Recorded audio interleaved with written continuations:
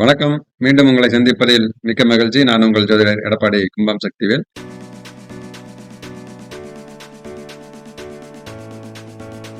உலகெங்கிலும் உள்ள தமிழ் சொந்தங்களுக்கு தமிழ் வருடப்பிறப்பு நல்வாழ்த்துக்களை தெரிவித்துக் கொண்டு நாம் தொடர்ந்து லக்கண ரீதியான பலன்களை பார்த்து வருகிறோம்.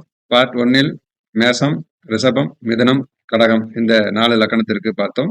பார்ட் 2 சிம்மம், கன்னி, துலாம், விருச்சிகம் இந்த 4 லக்கணத்திற்கான லக்கண ரீதியான பலன்களை விரிவாக பார்ப்போம்.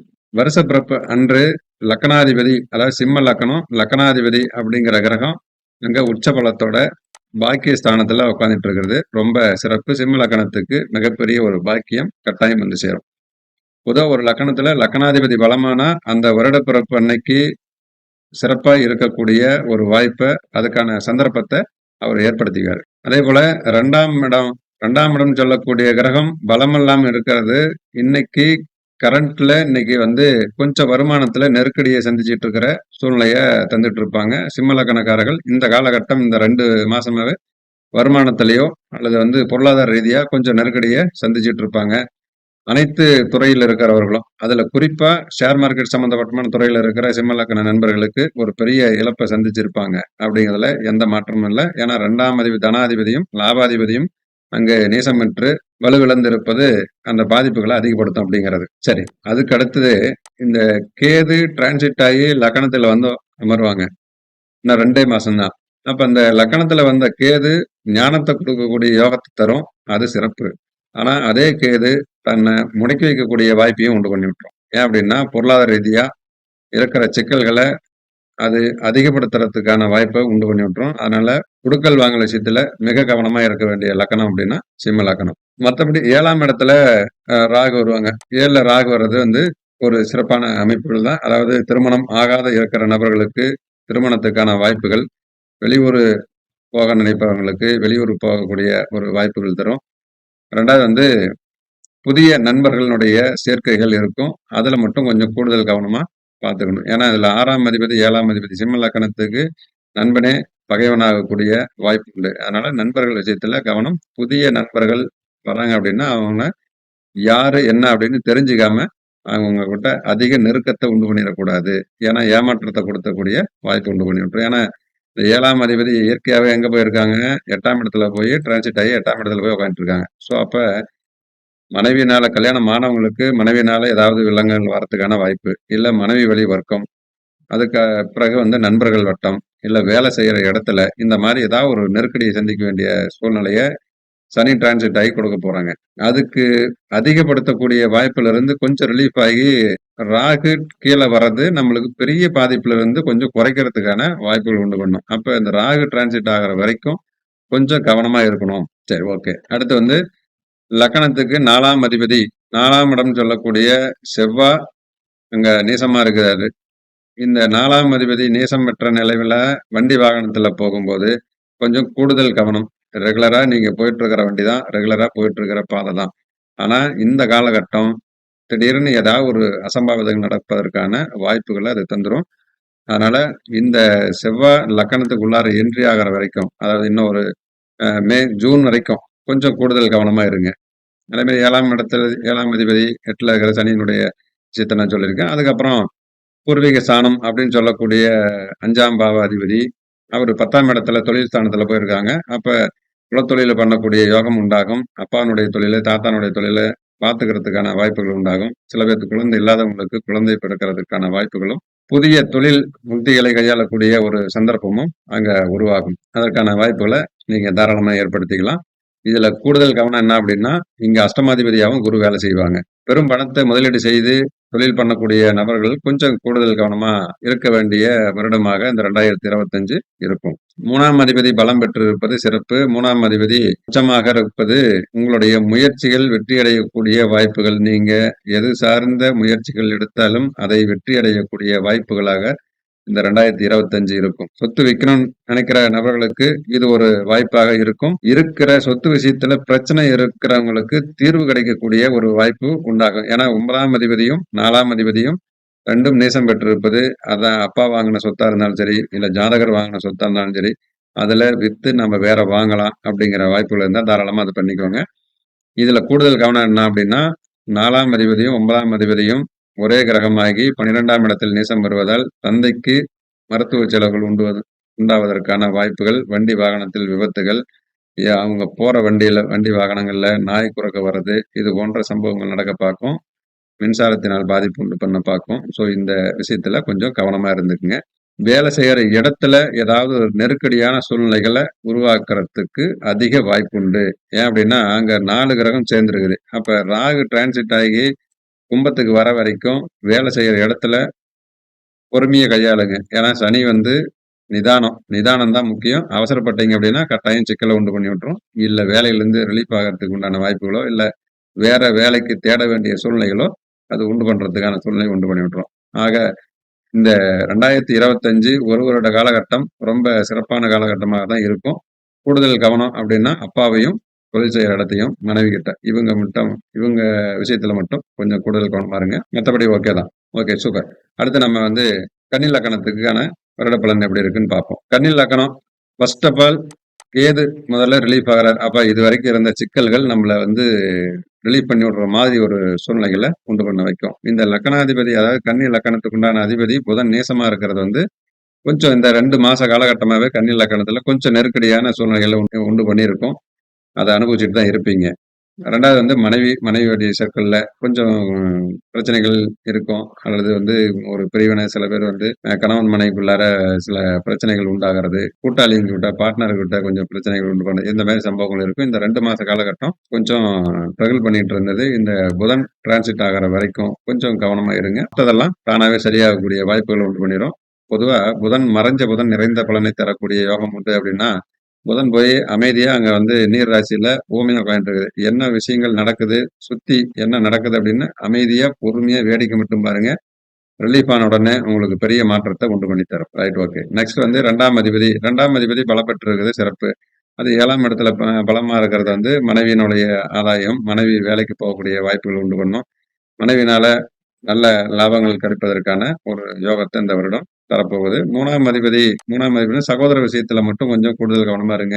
இங்கேயும் டூ வீலர் சம்பந்தப்பட்டமான விஷயத்துல கொஞ்சம் கூடுதல் கவனமா இருக்கணும். ஏன்னா வண்டி வாகனம் சம்பந்தப்பட்ட இருக்கிறதுல லக்னாதிபதியும் 3ஆம் அதிபதி 2மே நேசம் பெற்றிருப்பது வந்து அவ்வளோக்கா திருப்தியான ஒரு வருடமாக இருக்காது. இந்த ஒரு 2 மாச காலகட்டம் செவ்வாய் டிரான்சிட் ஆகி சிம்மத்துக்கு வர வரைக்கும் சகோதர விஷயமும் சரி, லக்னமும் சரி என்ன பண்ணலாம் அப்படின்னா, அதாவது ஜாதகரும், சகோதரனும் இவங்க 2 பேரும் சேர்ந்து ஒரே வண்டியில போறத தவிர்த்துக்கணும். சரிங்களா? அது வந்து நம்ம இந்த காலகட்டத்தில ஏற்படக்கூடிய விபத்துகள்லயோ, ஏற்படக்கூடிய மன கசப்புல இருந்தோ ஒரு மாற்றத்த உண்டு பண்ண வைக்கும். Right okay. அதே மாரி 4ஆம் இடம் சொத்து, வண்டி, வாகனம், வீடு அப்படி சொல்லக்கூடிய கிரகம் பாக்கியஸ்தானத்துல இருக்குது. அப்ப இதுவரைக்கும் வீடு கட்ட முடியாத இருந்த நபர்களுக்கு கன்னி லக்னத்துல இருந்து இதுவரைக்கும் வீடு கட்ட முடியல.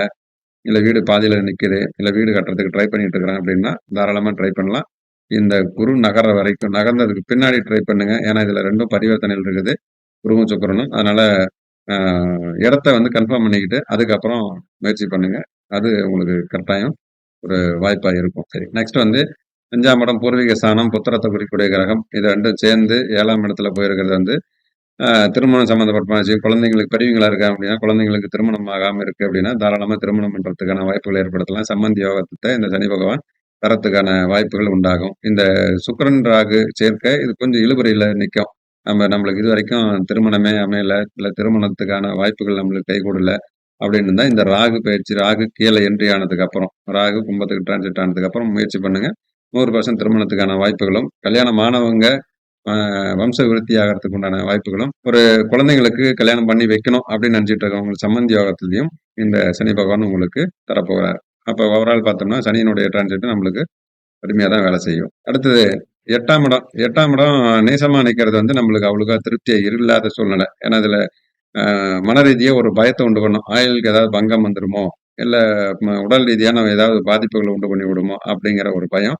இன்னும் பயப்பட தேவையில்ல. இங்க ஏன்னா லக்னாதிபதியும் நேசமாகி 8ஆம் இடமும் நேசமாகுது அப்படின்னா, இது கொஞ்சம் கூடுதல் கவனமா இருக்கும். இன்னைக்கு கரண்ட்ல அதாவது 2025 4வது மாசம் 15ஆம் தேதி. இந்த தேதிக்கு மேல பிறக்கிற அந்த கன்னியா லக்னத்துல பிறக்கிற குழந்தைகள மட்டும் செவ்வாய் டிரான்சிட் ஆகுற வரைக்கும், புதன் டிரான்சிட் ஆகி இங்க மேஷத்துக்கு வர வரைக்கும் இந்த கன்னி லக்கணத்த தவிர்த்துருங்க. ஏன்னா இதுல என்ன ஆகும் அப்படின்னா, லக்னாதிபதி நேசமாகி அங்க லக்கணத்துக்கு 8ஆம் இடத்துல குறைஞ்ச ஆயுளுடைய சூரியன் இருப்பதும், 8ஆம் அதிபதியான செவ்வாய் நீசம் பெற்றிருப்பதும், மத்தியம ஆயுளுடைய குழந்தைகளாக இருக்க பார்க்கும். ஸோ இந்த விஷயத்துல இந்த லக்கணத்த தவிர்க்கிறது சிறப்பு. உங்க சொந்த பந்தத்துல அப்படி ஏதாவது குழந்தை பிறக்கக்கூடிய வாய்ப்புகள் இருக்கா? குறிப்பா இந்த லக்கணத்த இந்த 1 மாச காலகட்டம், அதாவது செவ்வாய் வந்து இங்க கடகத்திலிருந்து டிரான்சிட் ஆயிருச்சு அப்படின்னா, அதுக்கப்புறம் அந்த கன்னி லக்கணம் ஓகே. அதுக்கு முன்னாடி வரைக்கும் கொஞ்சம் அந்த லக்கணத்த தவிர்க்கிறது சிறப்பா இருக்கும். ஓகே. தொழில் விஷயம்.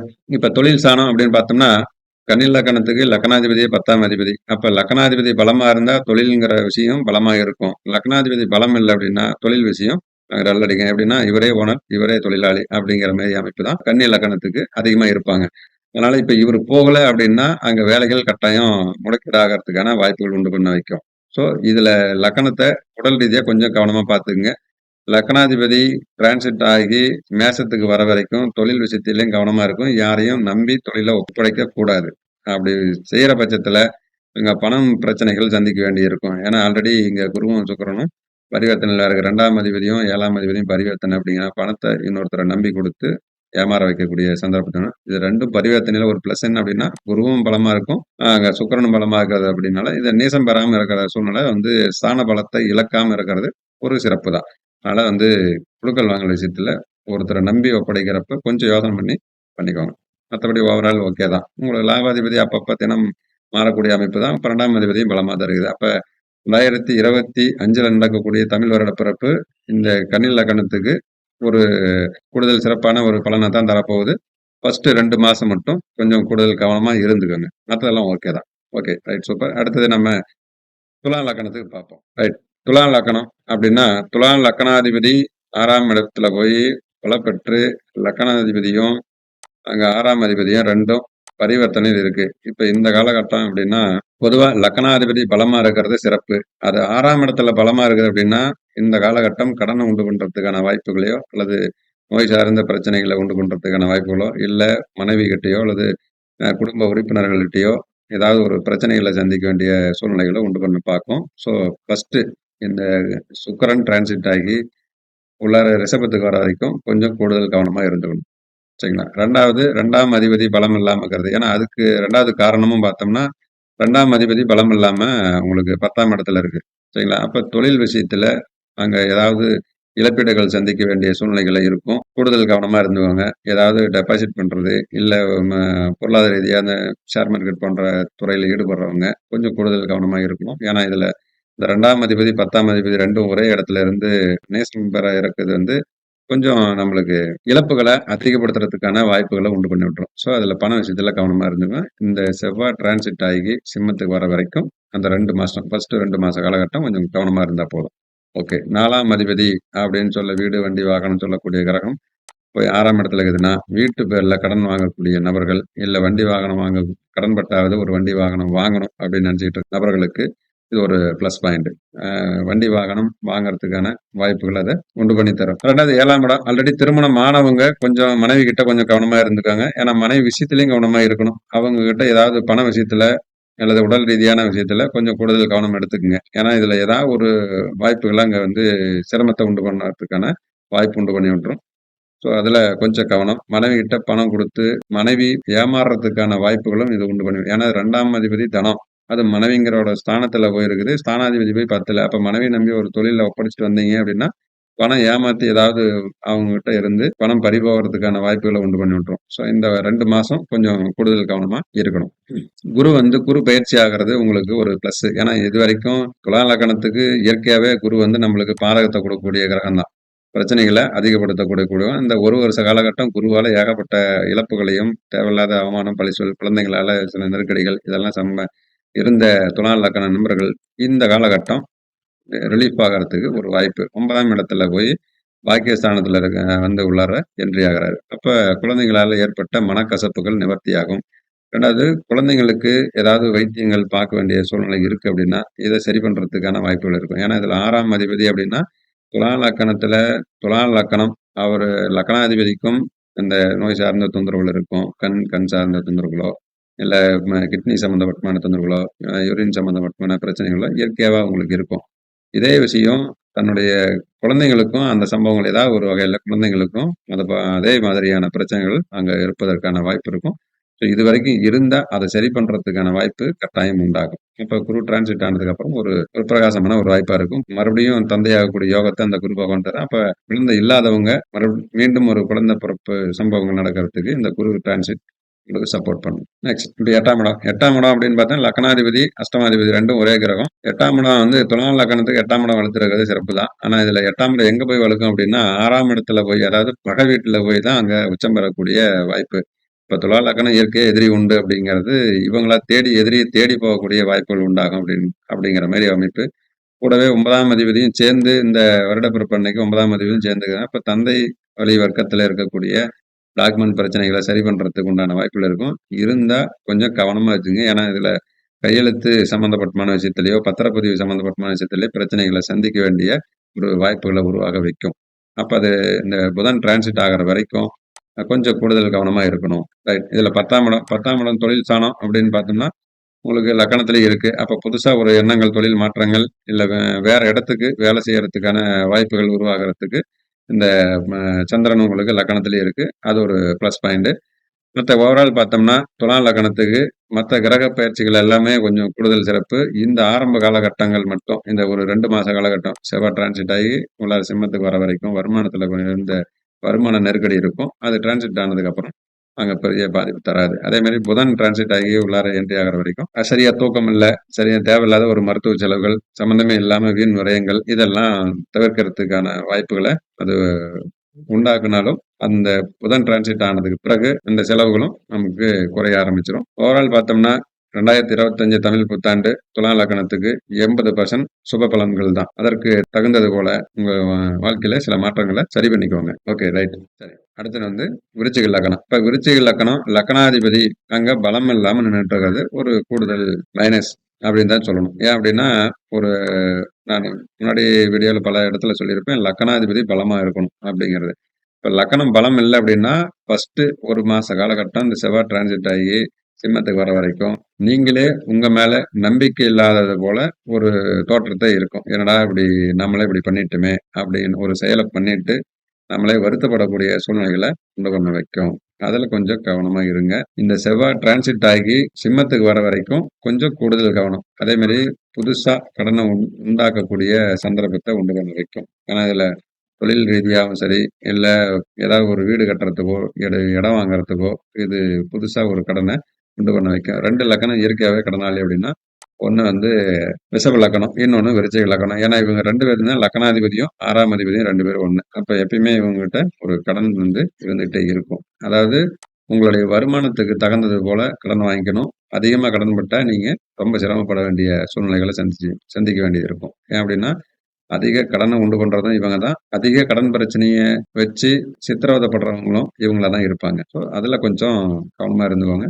தனாதிபதி அப்படின்னு சொல்லக்கூடிய குரு 8ஆம் இடத்துக்கு போறாரு. சரிங்களா? அப்ப 8ஆம் இடத்துக்கு போறப்ப பண விஷயத்துல இங்கேயும் பண விஷயத்த பத்தி தான் நம்ம கூடுதல் கவனமா இருக்கணும். ஏன்னா 2ஆம் அதிபதி 8ஆம் இடத்துக்கு போனா திடீர் யோகம், திடீர் அதிர்ஷ்டம் அப்படிங்கிற ஒரு கான்செப்ட் இருந்தாலும், அங்க பிரச்சனைகள கொண்டு போய் லாக் பண்ண வைக்கும். பண ரீதியா எங்கேயாவது ஒரு வேலைக்கு பணம் கட்டி வேலைக்கு சேர வேண்டிய சூழ்நிலைகள், இல்ல ஒரு புதுசா தொழில் ஆரம்பிக்க வேண்டிய சூழ்நிலைகள் அப்படி உருவாகுது அப்படின்னா, பணம் கொண்டு போய் ஃபர்ஸ்ட் லாக் ஆக பார்க்கும். அதுக்கப்புறம் தான் நம்மளுக்கு ஒவ்வொன்னா ரிலீஃப் ஆக பார்க்கும். அதனால பண விஷயத்துல கொஞ்சம் கூடுதல் கவனமா இருங்க. ஏன்னா இதுல 10ஆம் அதிபதின்னு சொல்லக்கூடிய கிரகம் பலமா இருக்கும் அந்த 1 மாசம். அப்ப தொழில் செய்யறதுக்காக புதுசா கடன்படக்கூடிய சூழ்நிலைய இந்த வருடம் உண்டு பண்ண வைக்கும். அதனால கொஞ்சம் வேலை விஷயத்துல கொஞ்சம் கவனமா இருங்க. வேலை செய்யற இடத்துல அரசு அதிகாரிகளா இருந்தா உயர் அதிகாரிகிட்ட கவனமா இருங்க. மத்த கம்பெனி ஓரியன்டடா இருக்கிற நபர்கள் வந்து வேலை செய்யற முதலாளிகிட்ட, மேனேஜர்கிட்ட கொஞ்சம் கவனமா இருந்துக்கோங்க. ஏன்னா நீங்க எத பண்ணாலும் நீங்க சொல்ற விஷயம் அங்க எடுபடாது. ஏன்னா லக்னாதிபதி நேசமா நிக்கிறதுனால நீங்க சொல்ற விஷயங்கள் எடுபடாது. அவங்க சொல்ற விஷயத்துக்கு நீங்க தலகுனிஞ்சு போக வேண்டிய சூழ்நிலைகள உருவாக்கும். ஸோ அதனால நீங்க கொஞ்சம் கூடுதல் கவனமா இருங்க. மத்தபடி தொழில் விருத்தி மத்தது இதெல்லாம் ஓகே தான். தொழில் கட்டாயம் ஒரு வெளிச்சத்துக்கு வரும். நீங்க பண்ற தொழில் ஒரு மேன்மை அடைவதற்கான வாய்ப்புகள் உண்டாகும். இதுவரைக்கும் லாபத்துல முறைகேடு செய்து வச்சுக்கிட்டு இருந்த அங்க கேது இப்ப டிரான்சிட் ஆகி 10ஆம் இடத்துக்கு போகும். அதாவது பெருசா லாபம் இல்ல. இன்னும் சிரமமா இருந்தது. அது மாரி ஒரு சூழ்நிலைய உண்டு பண்ணி வச்சுட்டு இந்த கேது டிரான்சிட் ஆகி 10ஆம் இடத்துக்கே போகும். 10ஆம் இடத்துக்கு போறப்ப நெறைய தொழில் பண்ணிட்டு இருந்தோம். இந்த காலகட்டம் தொழில்ல கொஞ்சம் குறைச்சுக்கிட்டு, கொஞ்சம் டெக்னிக்கலா யூஸ் பண்ணி பார்ப்போம். அப்படிங்கிற மாரி ஒரு வாய்ப்ப உருவாக வைக்கும் இந்த கேது. ஏன்னா கேது தொழில் ஸ்தானத்த வர்றது சிறப்பு. தொழிலுக்கான திறமைகள வளர்த்துறதுக்கு ஒரு வாய்ப்ப தருவாங்க கேது. புதுசா ஒரு ஞானம் உருவாகும். புதுசா ஒரு விஷயத்த தெரிஞ்சுக்கக்கூடிய ஒரு வாய்ப்புகள உருவாக வைக்கும்.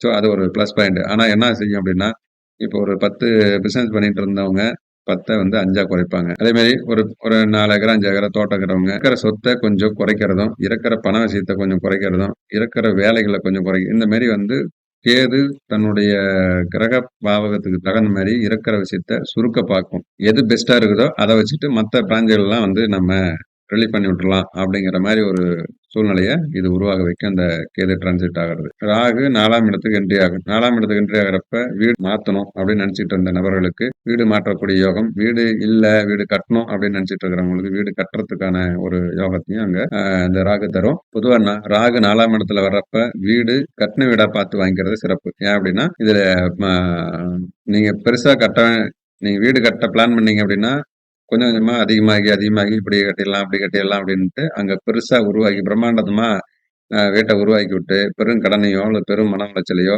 இல்ல அந்த சொத்த வித்துட்டு நம்ம வேற இடத்துக்கு போயிரலாம் அப்படிங்கிற மாரி ஒரு மன உளைச்சலையோ, இல்ல ராகு வீடு கட்டுனதுக்கு அப்புறம் ஒரு உடல் ரீதியான ஒரு பாதிப்புகளை குடுத்து, அதுக்கப்புறம் நம்ம ரிலீஃப் ஆகுற மாரி ஒரு சூழ்நிலைய உண்டு பண்ணும். ஸோ, அதனால நீங்க அந்த விஷயத்துல கொஞ்சம் கூடுதல் கவனமா இருங்க. தோட்டத்துல இருக்கிறவங்க வீட்டு பக்கத்துல இருந்தா கட்டாயம் வந்து சர்ப்பங்கள் வீடு தேடி வரக்கூடிய வாய்ப்புகள உண்டாக வைக்கும். உங்க வீட்ல கட்டாயம் ஏதாவது ஒரு விஷ சார்ந்த பூச்சிகள் வருவதற்கான வாய்ப்புகள் உண்டாகும். அத அதுல கொஞ்சம் கூடுதல் கவனமா இருங்க. குரு டிரான்சிட் ஆகி 8ஆம் இடத்துக்கு போறது ஒரு மைனஸ் பாயிண்ட். பண விஷயத்துல கொஞ்சம் கவனமா இருங்க. லக்னாதிபதி நேசத்திலிருந்து ரிலீஃப் ஆகி 10ஆம் இடத்துக்கு வர வரைக்கும் கொஞ்சம் கூடுதல் கவனமா இருங்க.